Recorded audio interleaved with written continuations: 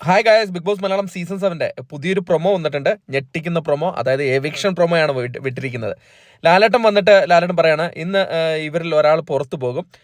നല്ല സൗഹൃദത്തിൽ ഇരുന്ന ആള്, എന്നാൽ ഇപ്പോൾ അവരുടെ ഇടയിൽ സൗഹൃദമില്ല എന്നാണ് പറയുന്നത്. അതായത് നല്ല സൗഹൃദത്തിൽ നേരത്തെ ഇരുന്നിട്ടുണ്ടായിരുന്നു, പക്ഷെ അത് പോകെ അവരുടെ സൗഹൃദം പോയി, ഇപ്പം സൗഹൃദമില്ല എന്ന് പറയുന്നതാണ് എന്ന് പറഞ്ഞിട്ട്. ആരൊക്കെയാണ് നിൽക്കുന്നതെന്ന് വെച്ചാൽ ആര്യനും ജിസേലും പിന്നെ അനുമോളും നമ്മുടെ ശൈത്യ സന്തോഷമാണ്.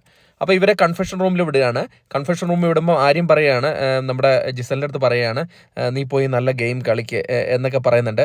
അപ്പം ജിസൽ പറയുന്നുണ്ട്, ഞാൻ നീയുമായിട്ട് നല്ല കണക്റ്റ് ആയിട്ടുണ്ട്, പക്ഷെ അതെനിക്ക് എന്താ പറയേണ്ടത്, പുറത്ത് പറയാതിരുന്നതിനെക്കാട്ട് അപ്പുറത്ത് കണക്റ്റ് ആയിട്ടുണ്ടെന്ന് ജിസൽ പറയുന്നുണ്ട്. അത് കഴിഞ്ഞ് കാണിക്കുന്നത് നമ്മുടെ അനുമോളിനെയും ശൈത്യനെയും കൺഫെഷൻ റൂമിലാണ്.